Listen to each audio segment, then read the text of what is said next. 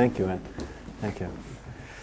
Well, I want to tell you first, I had to make some notes tonight after these articulate presentations of the people who are taking this course. I wanted to first tell you why we are here. We, I mean my family and I, who are arriving as I speak.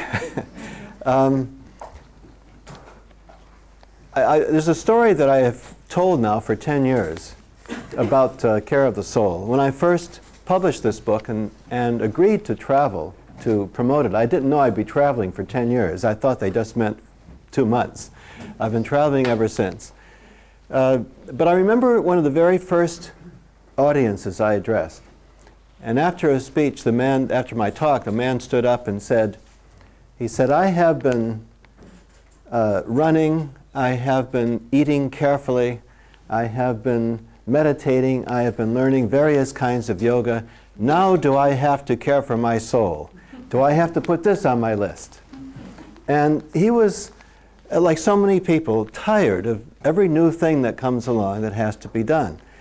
But he did represent something that I discovered later, in the years later, that is certainly accurate. You write about something like this, about the soul, and immediately, of course, people put you in a little bushel basket, with other people. And so I became, in spite of myself, a self-help author, which is an albatross, I can tell you, to have to carry around. It is not an easy identification, especially since that's not what I wanted to do at all. What I had in mind was something like the Italian Renaissance, actually, which I have studied with a great deal of attention for many years.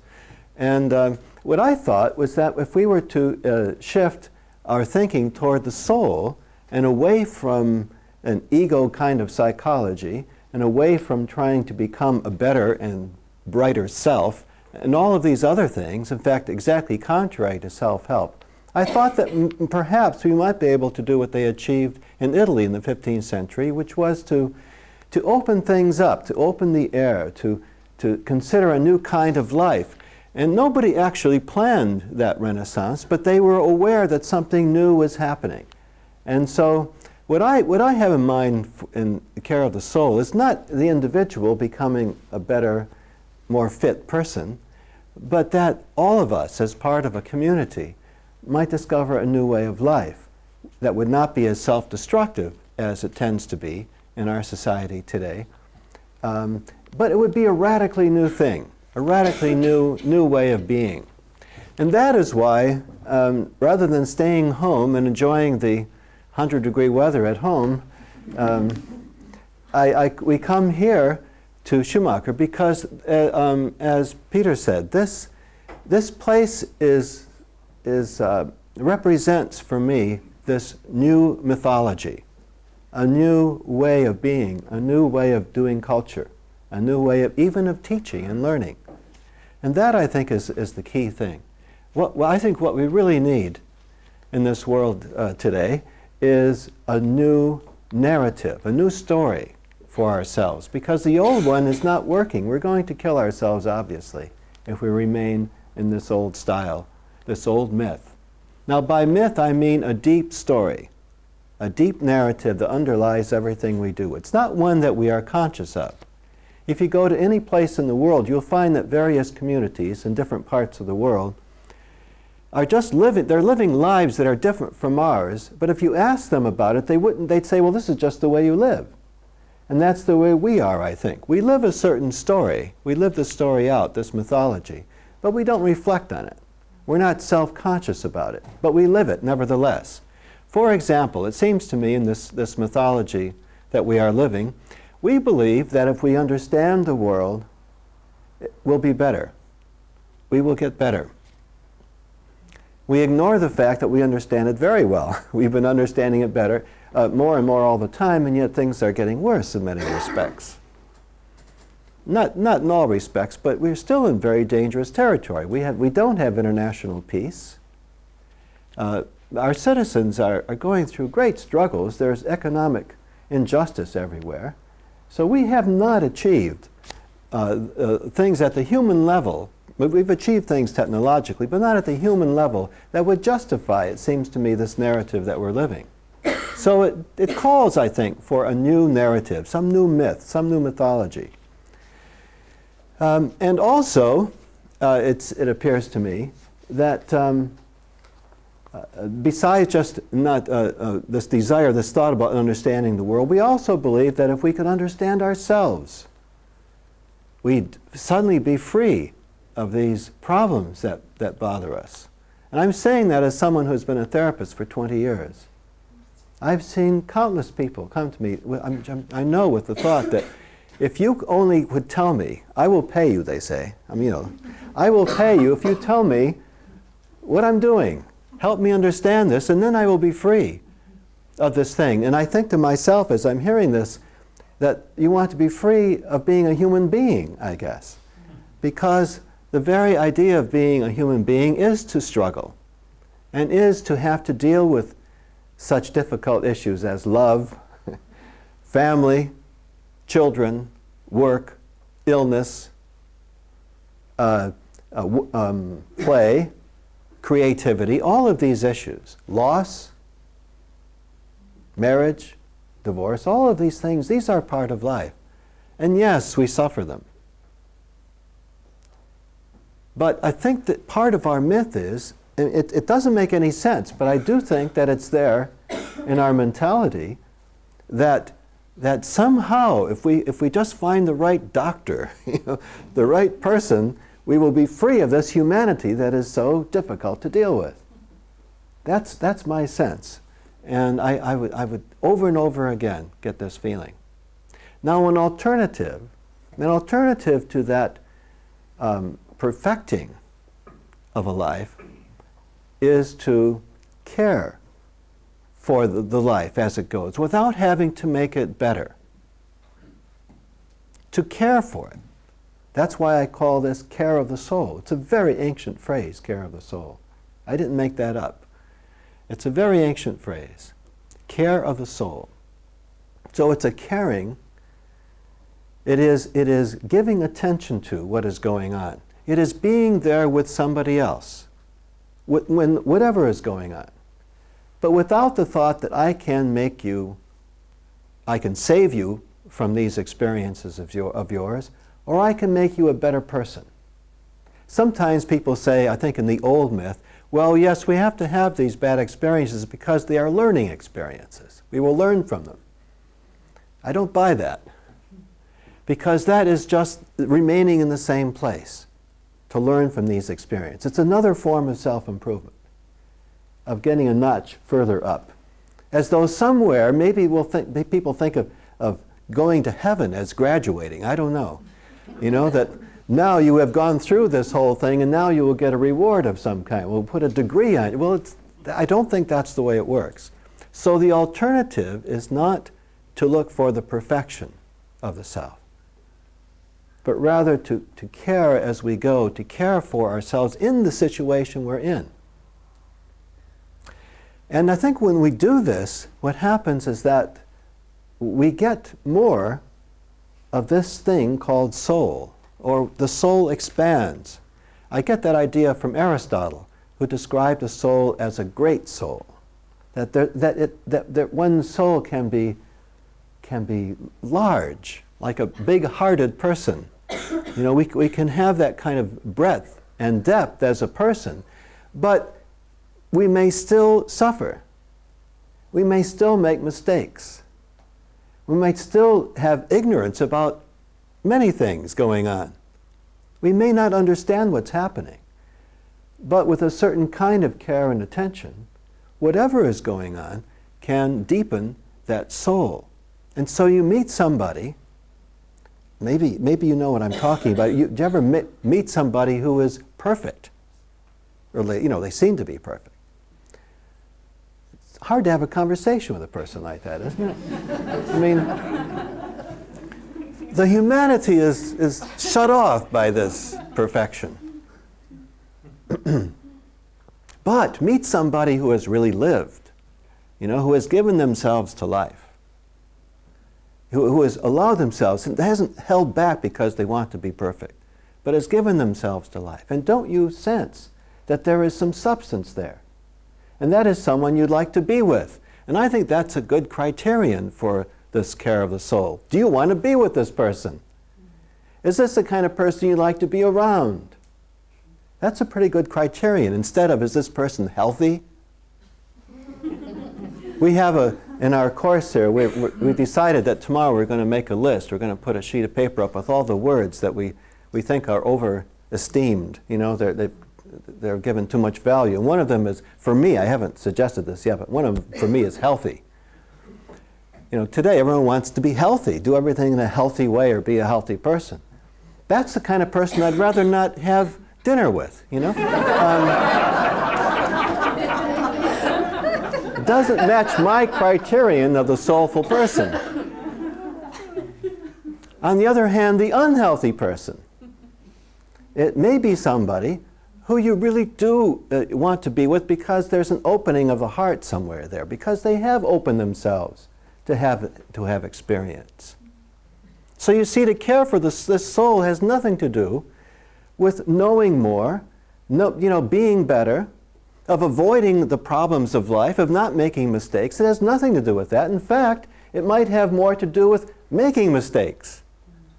You know, having the guts, to having the spirit, the vulnerability, the openness, the generosity of heart, the liveliness to enter life and be hit by it and struck by it. I remember once working with a person in therapy who felt terrible because she had been married 8 times. She thought, you shouldn't be married 8 times, you know, you can't be married 8 times and be a good person. And until she finally began to appreciate her talent at being married. Once she did that, everything was much better. She was not so nervous and not held back. She wasn't making that judgment about herself. So you see, this caring for the soul goes in directions quite opposite. Many things you will hear from people who have a more medical approach to these things, perhaps. Or at least, a sense that we should always be getting better and improving and saving ourselves from various things. So when I talk about soul, and even when I wrote Care of the Soul, I wrote that from a certain appreciation for human frailty, my own, of course. First of all, knowing my own capacity for mistakes and failure, and living a rather twisted life as I went along, but also others. And I don't know what that is. It's just something I was born with, I think, that from the very beginning, I feel almost a call to appreciate the failures, and not to expect perfection anywhere. And so that has been a very important part of what I've done. I've had many writers of the past that have led me in this direction. And one of them is Oscar Wilde, who said that there are, now how did he put this? There are many perfections, there are as many perfections as there are imperfect people. And what he meant by that, if I have to say, can say that, what he meant by it is that the perfection of the person doesn't mean to be a flawless person. The word perfect means to live, to make through, make complete, to live, to make all the way through. Per means through, like you to go all the way through it, and factio means to make. So a perfect person in that sense is someone who has really lived, and by living that way is imperfect. It doesn't mean flawless, or you've come through without problems. Now, I do think that what goes on in our ways of thinking, one of the funny little things that happens to us is that we can get certain gratifications from being virtuous. And some of us choose those gratifications over the pleasures of the soul. You see what I mean? There are gratifications from avoiding life. Do you know, I think I have felt it many times. I've done it many times. Given the opportunity for more life, given that choice, or to choose a place that is safer, and I don't have to get into the mess that is inviting, right in front, that's inviting me to enter, I can choose to say, well, I think I'll pass on this one. I will just sit back and let this opportunity go. And I can feel virtuous because I haven't got into the mess. I think any of us can do this. Now we can make a habit of that, of choosing the gratifications of virtue. And feeling good about ourselves to a certain extent because we have successfully avoided life. But the alternative to that gratification is a deeper soul pleasure, and that is the pleasure of having lived. And that's where the soul comes alive. Now, I think Freud was correct that when we choose not to live, choose not to have this life, we don't get away with it. That the choice not to live is a form of repression. The choice not to have the experience of living is a form of repression, and it comes back to haunt us. And that's how I understand many of the problems of alcoholism, depression, and many other symptoms that we have. It is the choice of living, of life, that comes back to haunt us, comes back in symptomatic form. Therefore, it makes sense to choose to live rather than to avoid the life. Now you see, the soul, Aristotle said it, and throughout the whole history in the West, the soul has been described as the principle of life, of living. It's life. Other things, there are principles of knowing and all that kind of thing, but the principle of the soul is to live. So that's the key. To be able to take a chance on life. Now I think that one of the key dynamics of the soul, as opposed to other things, is desire. Desire. If you want to know where the soul is, where your soul is, consider for a moment what your desire is. And I don't care what this is. It could be desire for a piece of chocolate cake. I say that because that frequently comes to me. Most obvious example that comes to my mind. It could be the desire to be somewhere else in the world. It could be the desire to be working at something else.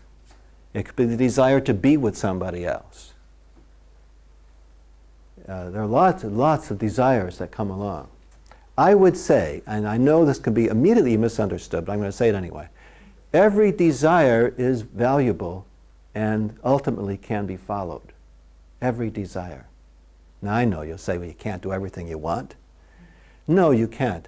But every desire, I would not suggest acting on every desire immediately, but we could track that desire along. It may take 20 years finally to know what that desire really is asking or where it's moving. It may take a long time to get to the end of that desire, to know really what it is. We may know that the immediate acting on that desire would be foolish or would not give us what we're looking for, or more often what happens is that we act on those desires and discover later that was the wrong thing. I've talked to many therapists about this. I know there are many here maybe might corroborate what I'm saying, that I know for myself, I'd say over 50% of the people who came to me for therapy were in a marriage and had some desire to get out of the marriage or be with somebody else, have another partner. Very, very common thing. I was practicing, it has been 10 years since I've really done this work. Maybe things have changed, I don't know. But that was the most common situation I ran into. And I would watch people, I'm not telling people what to do, of course, and I'd watch people, some choose to go and get out of their marriages and be with somebody else, and they'd come back with exactly the same situation. Here I am with my desire. I've got a new person, but the desire in the whole scene is exactly the same. That was a very common one. Once in a while, people would say, I'm glad I did this. It's quite rare. But you see, I think the point is that the desire of the soul is key. There's an example I give in Care of the Soul of this kind of situation. I recall a woman coming to me who'd been married for a number of years, had children, and had this overwhelming desire to be separated from her husband. Just an overwhelming desire. Now, what do I do as a therapist? Do I say, well, that's really impractical and it's not responsible and all this kind of thing? What? That's not the thing to do, is it? If I'm going to care for this person's soul. What I remember saying to her, I said, you keep using this word separation. And I was thinking to myself, I didn't say it to her, but I was thinking to myself, I had read Jung many, many, many times. I read his alchemical works many times, and I recalled very well that there's an alchemical process called separatio, which means a kind of breaking apart of one's life and self, breaking apart, separating out. And as she kept saying separation, I kept thinking separatio. And I thought, well, could it be that what this woman is just craving is a breaking out, a breaking up of things? And the way it is perceived for her at the moment is the most obvious thing is get away from that husband. That's a separation. That's what we call separation. So I began talking to her about separation in a bigger sense. Quickly, we found out that she had even more trouble with her parents. That in her, she was about 40, she still could not do a thing unless she consulted her parents. Now there's a place where some separatio, that hadn't happened maybe in the normal course of events. Then, after finally separating from her parents, she still was consumed with the notion of separation. She separated from a lot of things, from the work, the career she was heading toward. Pulled away from that. She discovered she had to separate from everything. That the process there was just being freed from all of these things that had been hemming her in and all these expectations all around. And oddly, at the end of this process, which took maybe about 1.5 years, and she had separated from her husband temporarily, she went back to her husband, back to the family. Separated, a separated person with her husband. Very interesting situation. I always thought that was a pretty good model for following the desire. We don't know what those desires are. They're very mysterious. We do know that the soul operates strongly, powerfully by the motive of desire. And I think it's a mistake to dismiss those desires simply because they don't fit in your plans or they don't seem to be appropriate. Someone would tell you they're not healthy. They just are they're immoral. I mean, especially the immoral ones are the ones you really should pay attention to. Because, not to act on, that's what I'm saying, but pay attention to. Because those are the ones that, where the morality really might be too literal or be getting in the way. So that's a very curious and interesting thing, that paying attention to desire, to distinguish these gratifications of virtue from the desire of the soul, is a good way to care for the soul, to allow its own desire. We used to say in archetypal psychology, a number of my colleagues used to say, what does the soul want? That was our question. What does the soul want? Not what do you want, not what do I want, but can we discern, can we see and perceive what the soul wants? At a very deep level, what is the desire? What is the appetite? I want to tell you a story that may or may not relate to this theme. One of my favorite stories from the Sufi tradition of Nasruddin. You know the foolish fellow, Nasruddin. Maybe you know the story. There was a prince in his village who loved to display his wealth. And one day there was a great overflow of sweet melons that came into the village. So the prince decided to show everybody in the village how generous he was and how wealthy he was. And he had a big luncheon, a banquet. And he invited many, many of the people from the village, and including Nasruddin. Whom we didn't like very much because Nasruddin's the holy man. Kind of foolish, but the holy man. So they put the melons out and they had this great banquet. And the prince is there. And they were eating their melons. And when Nasruddin was finished with his melons and The prince was finished with his. When Nasruddin wasn't looking, the prince took his plate and dumped all of his skins on the peels on the plate of Nasruddin. And then people began looking around, and the prince said to Nasruddin, "You're a glutton. Look at how many melons you've eaten." And Nasruddin pointed to the prince's plate and said, "Yes, but I didn't eat the skins."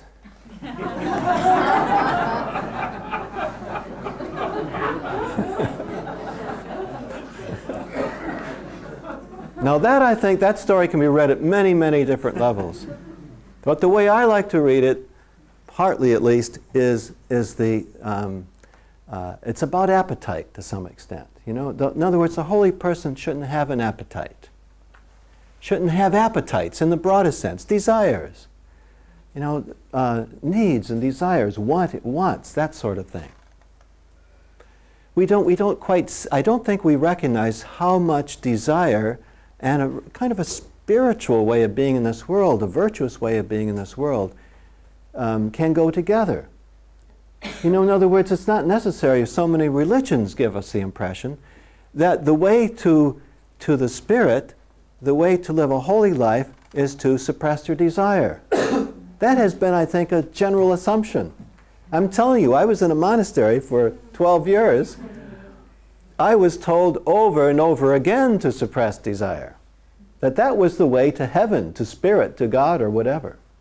And so what I'm suggesting here is not that spirit ideal, but rather the wisdom of the soul, which is quite different and often quite opposite those ideas of the spirit.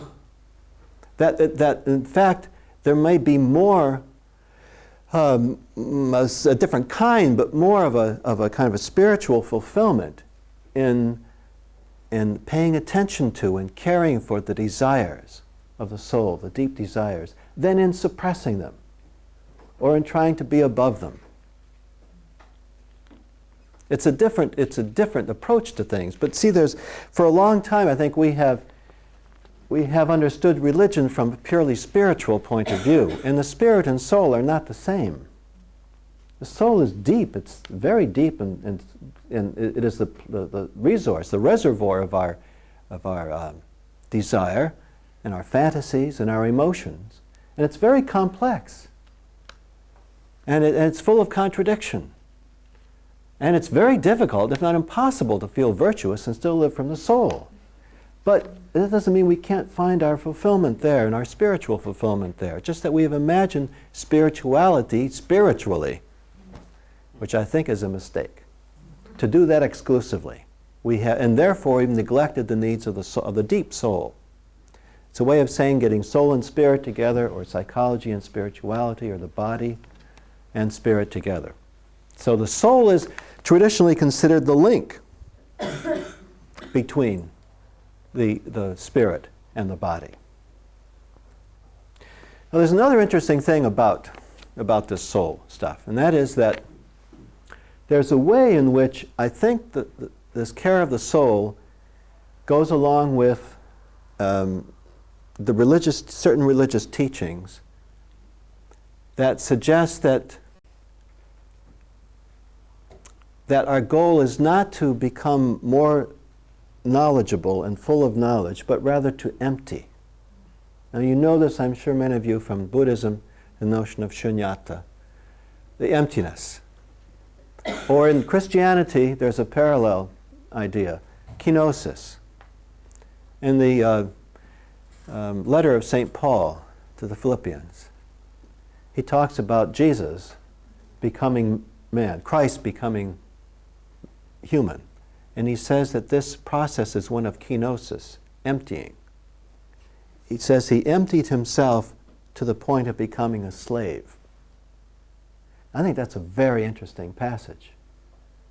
Books have been written about the connections between shunyata and kenosis, between this Christian idea of emptying and the Buddhist idea of emptying. But I don't want to get into all of that, but to point out that in many instances, I think to care for the soul requires a certain emptying, a willingness not to know what's going on, a willingness not to have a plan, a certain willingness not to have life make sense. but giving oneself to life. And as one gives oneself to what is happening, what happens is there is an emptying of one's own plans and intentions and control. There's an emptying process, so that it's, from the Christian point of view, it would be just what Paul says. I think it's just perfectly said, that there's an emptying of oneself, to the point of slavery.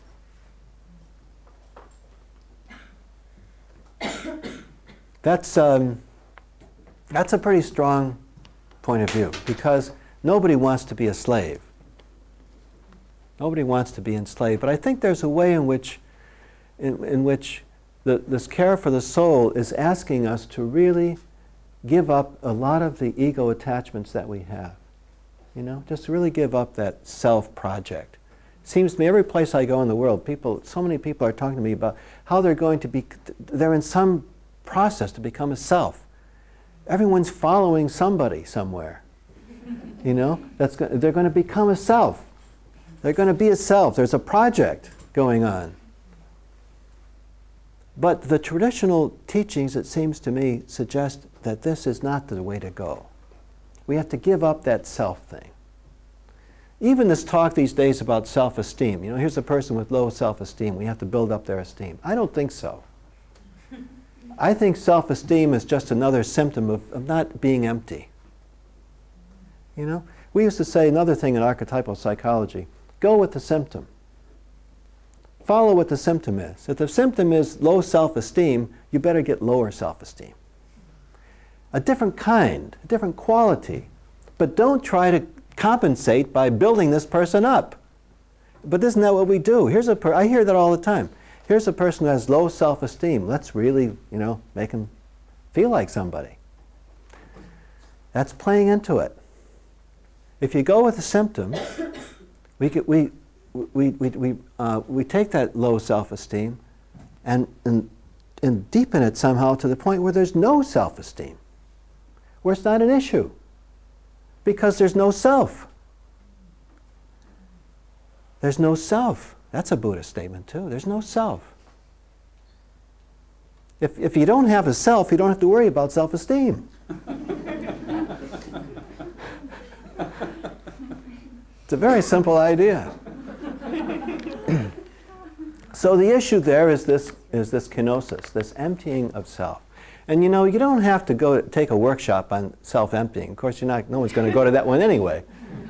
You only go to workshops to be filled up, That's why workshops are quite neurotic generally, because they play into that. But because life takes the self away all the time, doesn't it? You don't have to go around looking for kenosis. It's happening all over the place. Is it just me? Is it just me that has myself taken away all the time? I don't think so. But it's taken away constantly.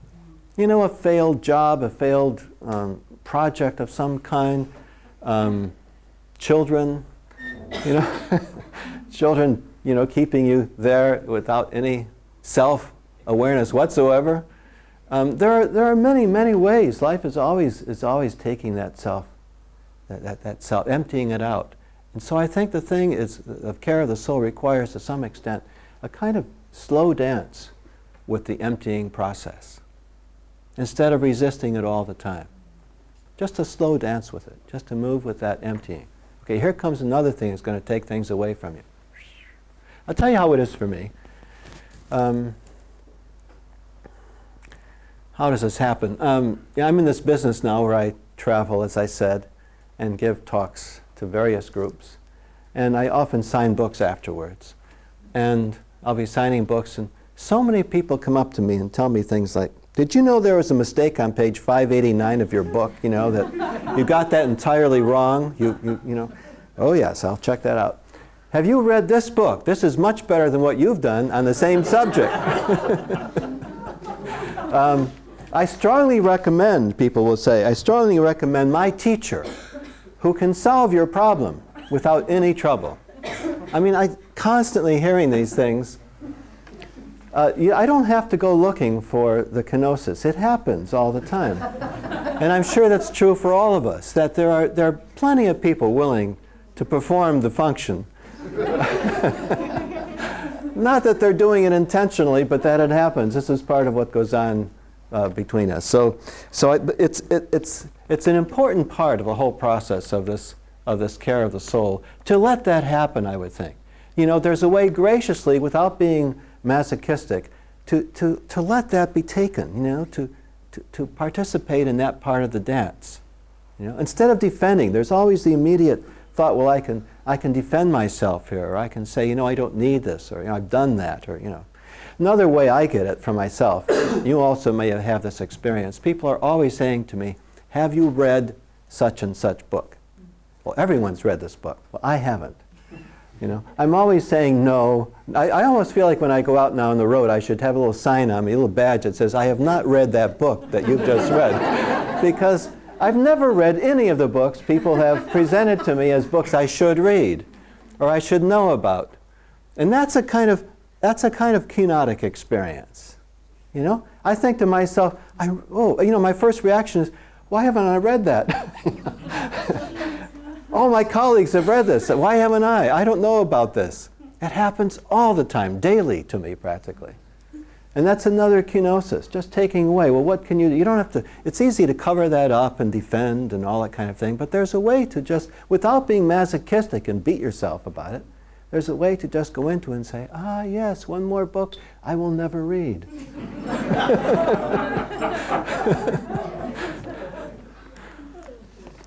So this process of caring for the soul it's not as simple as it sounds, believe me. Now, I just want to say one more thing, and talk one more area here, because we're here at Schumacher and talking about nature.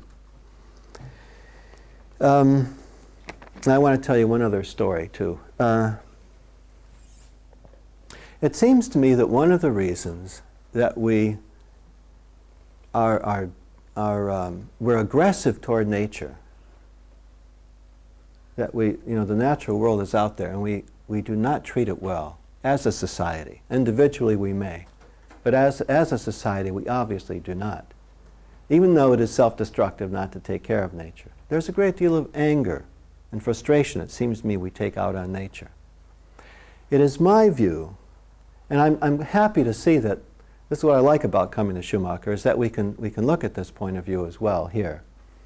That until we deal with our own natures, our own human nature, and can, as I said, dance with it and move with it gracefully, with some grace, I don't see how we can take care of the natural world around us. In other words, I don't think that we can have a lot of people who are not caring for their own souls. I don't think, unless we do that, I don't see how we're going to take care of nature. I think it starts, in a way, with our own nature, so that nature and this nature overlap or are the same thing or are connected. Because if we have a lot of frustration and anger, because we haven't dealt with these issues for ourselves and have not learned to move gracefully with all these demands on us, then we're going to be angry at that nature because that's us. That beautiful tree out there is me too. And as so many early theologians used to say, Origen, this great theologian, said, each of us has a sun and a moon and the stars in us. We're that same world. That world is in us. And if we don't take care of it in us, we're not going to take care of it out there. We're not going to take care of it out there. And I think to do that, really the process for ourselves has got to be some kind of detachment from self, which paradoxically, as so many religions suggest, goes along with an increase of soul. It's so interesting that we can have more life in us and less ego. Although generally I think we don't get that right. We think it's the other way around. But that's what the religions teach, and I think they're right. That the more we can let this ego go, the more sense of life and vitality we will have. The focus and the center of our identity will not be the ego. It will not be narcissistic, especially, which is a symptom of the secular society. It will not be, how am I doing? And am I better than somebody else? It won't be that kind of thing, or insisting and displaying how good I am. because I don't feel much. I don't feel much life in me. It won't be that kind of thing, but rather the focus will be deeper, so that we can feel that we really have a weight. We have life in us. We really have some life in us. But not much ego, which is a whole different way of being. We don't have to have life in us at the expense of somebody else. In fact, just the opposite. We have more life in us when we see that others have life in them. And paradoxically, the more we can be with somebody else, being with them as they try to find more vitality for themselves, we find more soul for ourselves. Another paradox. So interesting. And all of that comes out of a kind of diminishment of self. A diminishment of self. There's a story that, and I'll finish with this story. A story that a friend of mine who's a rabbi writes in one of his books. It's a Jewish story. There was a holy Jewish man, a rabbi, who was considered the holiest man in his community, and people wanted to follow him and be close to him because of his holiness. And he was out riding in a carriage one day, and he's riding along, and this big crowd of people starts following the carriage, just wanting to be there. And they're making a lot of noise. He can hear them behind it. So he has a companion in the carriage, and he says, "What is all that racket?" And his companion said, "All those people, they just want to be closer to holiness." He said, "Oh." He opened up the door of the carriage and got out and started running with all the people behind the empty carriage. It's that emptying. It's that kenosis, that emptying of the self. I think that's the key to the increase in soul and the key to caring for the soul. So thank you. We will have a discussion. Okay. Good.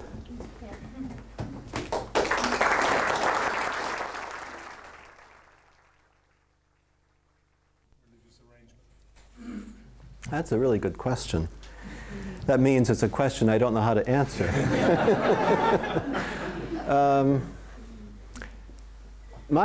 I remember very well my first lesson in what the soul is. I was told that the soul is a little piece of cotton that's white when you're born and gradually gets gray and, dirty as you go.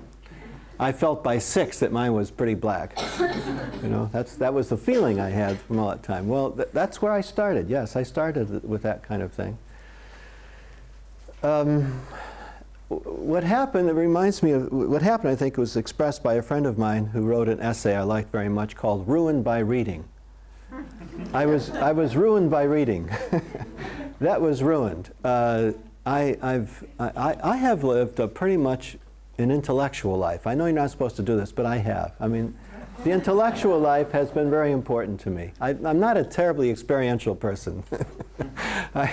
That's why I can't do the experiential things very well at all. But it's the life of reading. And I mean, see, to me, a good day is the day I can sit down with the Greek text and just go over it and translate. I love to translate. That's really, it's a great pleasure for me. So I read a great deal, and that reading had a great impact on me. And I think the first reading I did that really moved me away, I think the first thing, and it stuck with me, I still read constantly today, is Samuel Beckett. I read Beckett's, who's an emptier, He's someone who empties and who loves to empty constantly.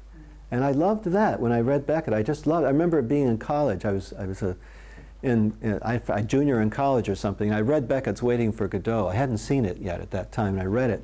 And immediately I sat down and wrote my version of a play. It was the same thing. It was a copy of Waiting for Godot, and the college printed this play of mine, and I thought it was great, but it was just, just almost word for word, Beckett. But that started me on this emptying thing, which I'm sure is still today. The reason I'd be talking about it tonight, it had such appeal to me. I mean, it's in Beckett, and it's in many places.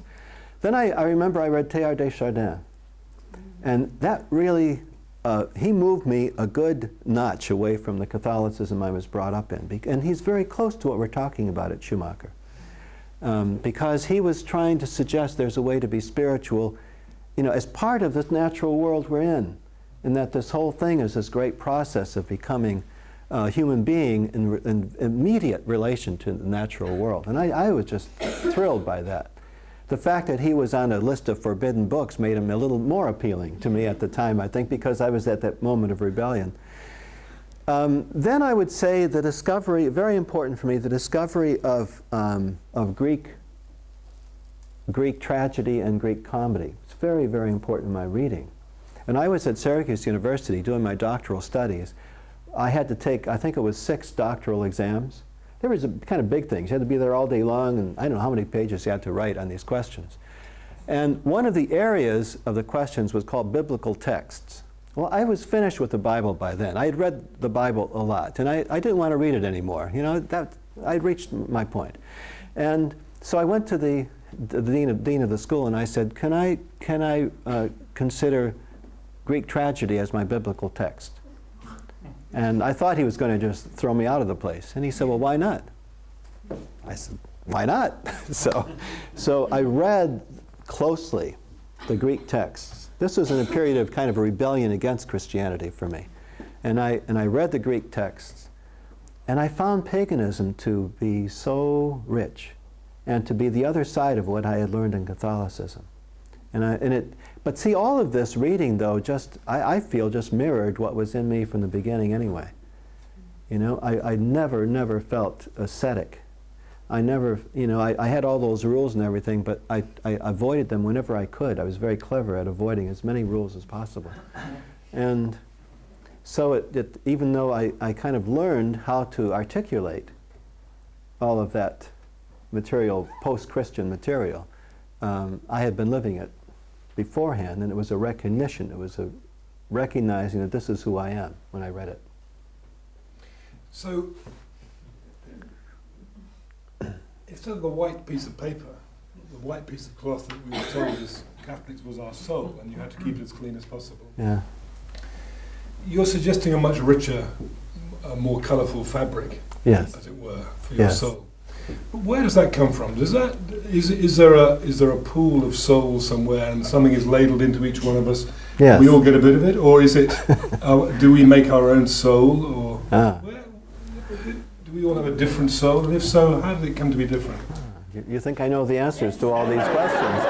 I don't want to ask easy questions. We're not even on the mountaintop,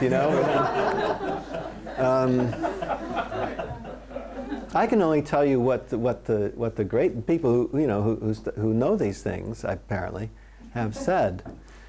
One of my trusted sources on the soul is Marsilio Ficino, who was a Italian Renaissance thinker, who when he was, I think he was about 9, when Cosimo de' Medici, who was the wealthy prince of his area, chose him to be his translator and said, I will give you a villa in Tuscany with wine cellars if you translate Greek and Latin for me.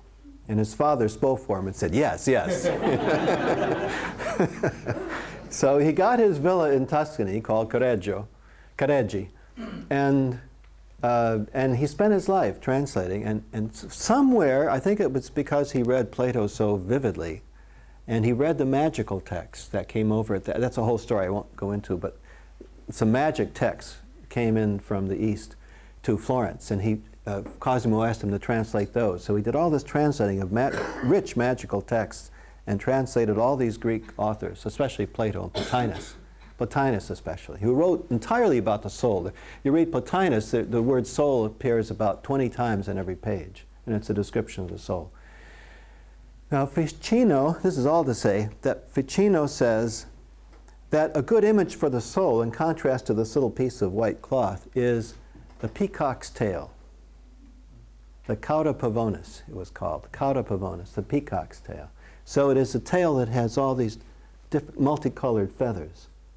And the way they would see that, the way he saw it, would be that each feather represented a different planet in the sky. So there's a correspondence between the feather of the peacock and a planet in the sky. So those were the images he used. He also correlated it to the 7 tones of the musical scale. and said that just as you can have 7 notes of a scale and make all this music, you know, that's what the soul is like. So yes, we have much in common. We all have the 7 tones of the scale. We all live under the 7 planets. We can all admire the colors of the peacock's tail, but we each play our own melody and have our own harmonies. So it's the same basic material. And when we talk about archetypal psychology and archetypal studies, as I understand it, the way I do it, is I'm looking for those planetary configurations that are common to us all. There are certain archetypal experiences we have that are common to us all, like those notes. But we each do it in our own way. And so it is a process of this soul material being there for us, but it's our job to make it too, to fashion it for ourselves. Thank you. Well, now I go on to ask.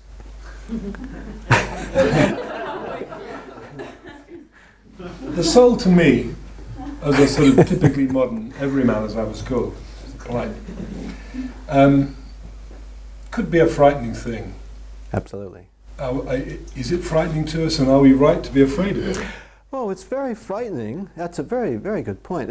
We are afraid of it. I think that's why we don't care for our souls, and we don't give much attention to the soul, because it is frightening. But what is frightening? To be alive is frightening. To really live is frightening. It's less frightening not to live. That goes back to that discussion about not living. I think the reason we don't, the only reason we don't, is that it's frightening to commit to life, to jump in, to leap into life. It's less threatening to sit back and explore the situation, you know? Analyze for a while and make sure we do the right thing.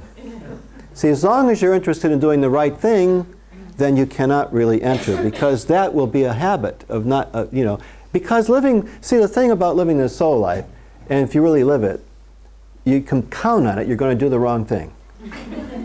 You can count on it, you're going to make lots of mistakes. You can bet on that. And so you don't know exactly what's going to happen, you know, and that's a very frightening thing. I think it's the fear of life that keeps us from really giving in. And yet, you know, it's odd, because that very fear is what I think is at the root of neurosis.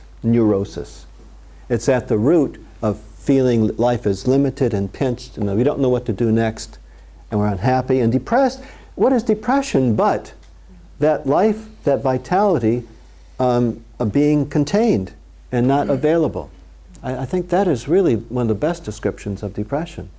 That vitality is not there. So it's a very frightening thing, and I don't pretend for a minute that you know, that I can talk about this thing quite easily, but to do it, my gosh, you know, it takes a lot. And for myself, if I give myself to life 4 times out of 10, I'm feeling pretty good about it.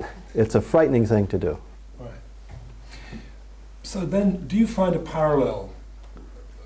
Say there's an idea that we are spoiling the earth by trying to overexploit it.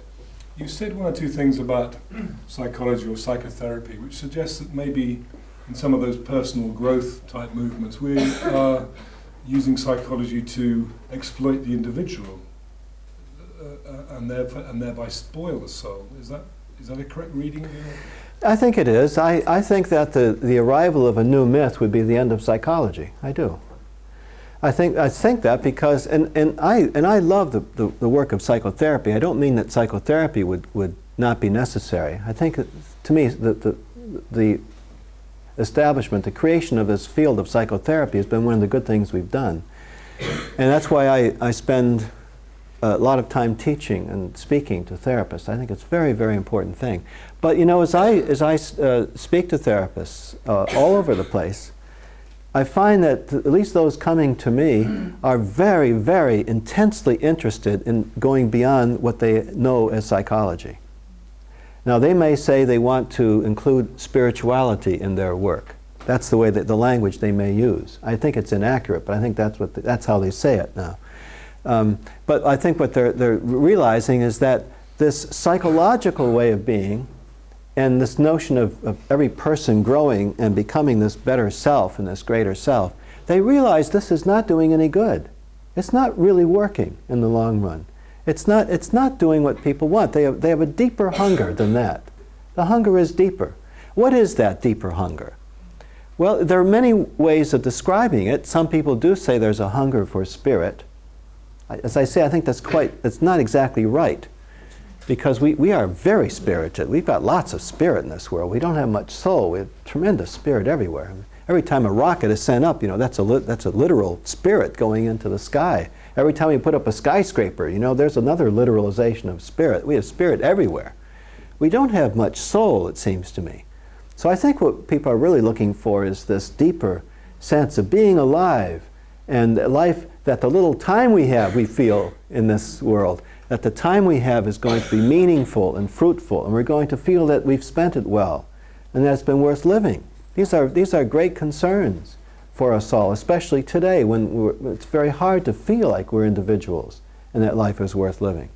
So yes, I do think that this emphasis on personal growth is really in the wrong direction altogether. It's wrong because it's personal, it's wrong because it's growth. The personal moves away from the soul, and there's no need to grow. We're okay the way we are. We've got everything we need right now. There's no growth needed. There's no need for it. It's another anxiety. I'm not growing. I haven't had a growing experience. Quickly, get me to my therapist. I'm not growing. There's no need for that growth. We're all right. Now, I know that things are not all in place. We wish we were less depressed or less neurotic, or we had a better marriage, or all these things. I'm sorry, but you're not allowed to have all that stuff. It's just the way it is. And but as we find this, I think, increase of vitality, we find we can live with all these imperfections. Exactly as Oscar Wilde said. Oscar Wilde, lived this life of pleasure. He says this in one of his letters. He says he lived this life of pleasure all his life, and he broke all the rules, all the time. He just lived for pleasure, and then he spent the last several years of his life in prison. With a great deal of pain, physical pain and emotional pain and isolation and all those things. And he says at the end of his life, both of these were needed. His life would have been incomplete, he says, without that. And this is someone really dedicated to pleasure. So I think we have to have a broad view of it's not growth, it's a kind of being. It's just being with all this variety and not judging what's good and what's bad and what's healthy and what is not healthy. You don't look convinced. I'm trying to understand. And I was going to ask you to identify those elements of your writing to which people would object. What would your enemies, what would your opposers say to detract from what you say? Do we have time for this? I want you to be soulful about it. It's an emptying process. Yes, it is. Well, my greatest detractors are the Catholic Church. I'm the greatest detractor. I've had the most vicious attacks from the Catholic Church, which is funny because I have such. I've had this little period of rebellion, but I've been very close to Catholic movement since. But I'm attacked a great deal by Catholics. I gave an example. I decided about a year ago to subscribe to a liberal Catholic magazine I used to read many years ago. And I thought I'd like to see what's going on there, so I paid for the subscription to the magazine. I got the magazine in the mail. I opened it up, the first thing I read, I see my name in this magazine. It says, Thomas More, that master of light spirituality, spelled L-I-T-E. Well, this is the Catholic. You see, there are many people who think that what I'm describing, and you may well agree with them, is light. It doesn't have enough weight, It doesn't have the weight. And I think, my understanding of what's going on with that charge is that it's true that I'm very interested myself in taking all of those Greek texts that I translate and all those Latin texts and see how they apply day by day in the ordinary person's life. That's my great interest. I'm really interested in doing that. I discovered long ago that it's not in my nature to be able to write an academic book. I can't do it. I tried. I was teaching at a university, and we had to publish in academic journals. And they told me they told me I had to publish there. I tried writing that stuff, and I just couldn't keep my eyes open trying to write it. So I gave up on it. And I'm interested. I like language a great deal, and I try to write books that are legible. I mean, intelligible and can be read. And that please me, even if they don't please anyone else, please me for their language and ideas and that sort of thing. So I think the greatest charge against me is that what I'm writing is light. I heard from a colleague of mine not long ago. She was in a discussion among psychologists at a university, and they were talking about some ideas, and one person said, they brought my name up and said, well, this is what Thomas More has written about it. And another person there said, but he's on television. He can't have anything good to say. So there, you see, I have that problem, because I've also tried to speak on radio, television, and things in those media, because I think it's a mistake that we have. I don't know what it's like here, but I know in the United States, the academic world is sealed off from the rest of the society, and there's no intellectual life as a result, because there's no cross-fertilization there. There's no interaction between those two. I don't see any contradiction myself in going on a television program and talking about the soul. I can't tell you how many times I've been on radio programs where the announcer will say, Thomas More is now going to talk about the soul, but first, weather and sports. Well, see, that doesn't bother me. That doesn't bother me, because that's where we live. I'd rather be in that place, but I think, I may be wrong, but I think the result is then people don't take this work very seriously. There are people who do it, but they're ordinary people, I've had so many just ordinary folks come up and say, and they'll tell me very moving stories, like, and I'm just telling you this to show you the contrast. I've had many people come to me and say things like, my husband was dying and I read parts of Care of the Soul to him as he died on his request. As far as I'm concerned, it's all worth that one story, It's worth all that. Now, if someone else comes along who's, in some academic office somewhere and says, you are the master of light spirituality, all I can say is, well, what can I say? Okay, I'm light. That's my nature. I'm not smart enough to be in the university, really. They kicked me out of one. I did, really. It's just the way it is. You know what I tell them sometimes? My father's a plumber. As a result, I can plumb the depths, but I can't.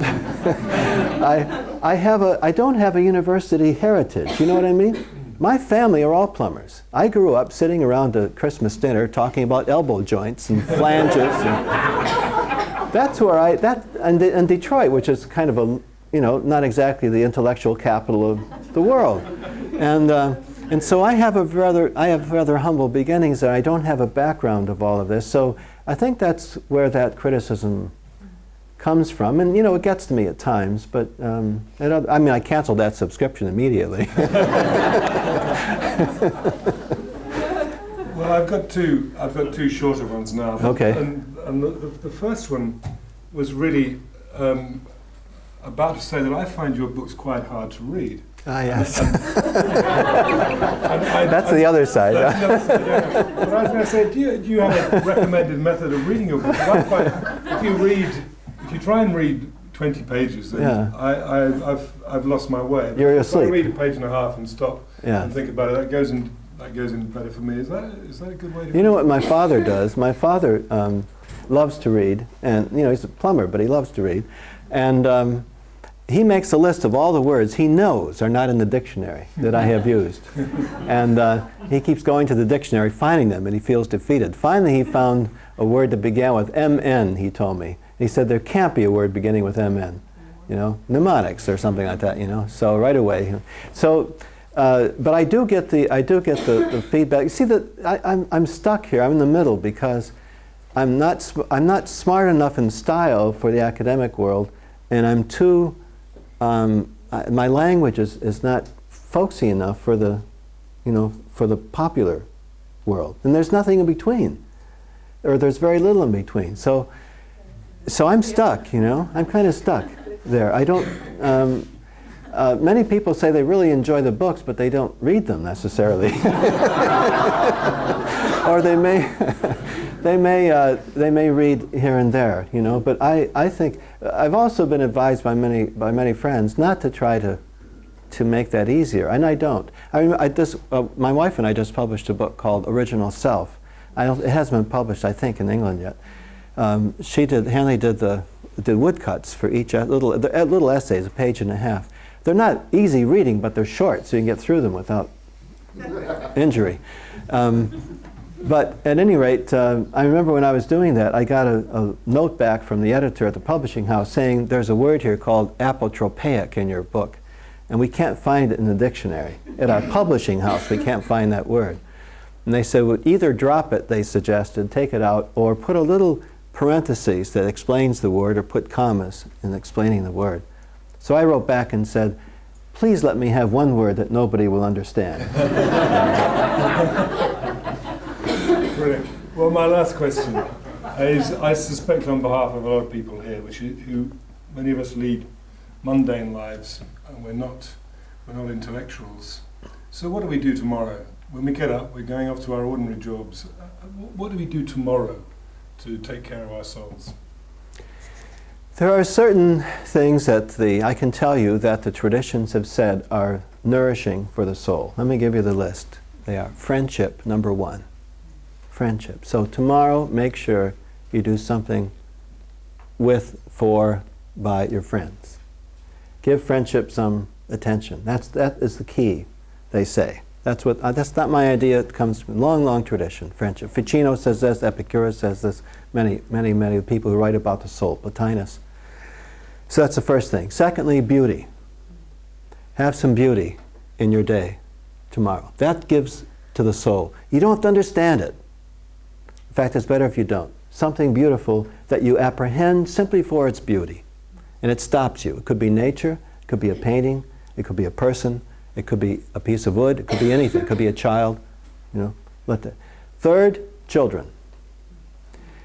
People used to say, how do you get soul in your life? Children. I don't mean the inner child. I mean children, flesh and blood children. It's a good way to get nature. Give some time to nature. But if you notice, each of the things I've mentioned slows you down. Each of the things I mentioned, I could go further in the list, but they slow you down. You can't keep at your pace of doing all the things you need to do and have those things in your life. You can't. So the slowing down gradually, among the many things, each of these different things gives you. In general, what it does, it creates a life of contemplation, where you have to stop, and you can't keep being so busy doing the things that are so important for you. And it makes a mystic out of you eventually. And that's the goal of the soul work. Tom, thank you very much indeed. Thank you. Thank you very much.